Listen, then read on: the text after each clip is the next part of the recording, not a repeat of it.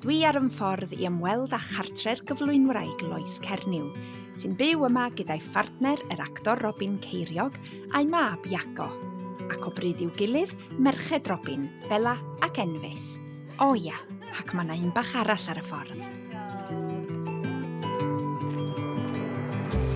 Felly, chdi nath gynllunio hwn? Dych chi wedi ail-wneud rhan yma'r tŷ, do? O, fes i am orian, ia, wir rwan.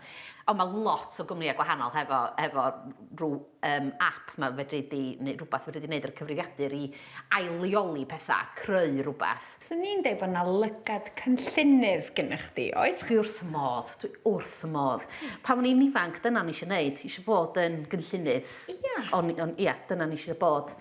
Mae rai fi ddeud, mae bod hi'n hoff beth fi. Dwi wrth y modd, pwy sy'n meddwl peintio fatha un o'r distiau fel lliw neon llachar na. Dwi wrth y modd efo fo. Wel, mae pobl yn hoffi fo neu ddim yn hoffi fo. Ond dwi'n hoffi fo, dwi wrth y modd efo fo. A dwi'n mynd am gegin, dywyll, mae'n gweithio mor gret, yndi? Unwaith eto, fi eisiau orian penderfynu be o'n isio.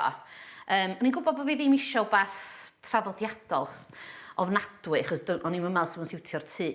O'n i'n gwybod bod fi isio derw ar yr ynys, a ni'n gwybod bod fi isio tap du. O'n i'n gwybod be o'n isio.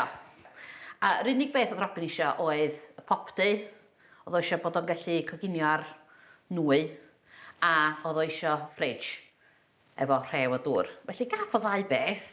Iawn, da. Gath o wneud penderfyniad. Cradur. Gath o feddwl bod o wedi gwneud penderfyniad.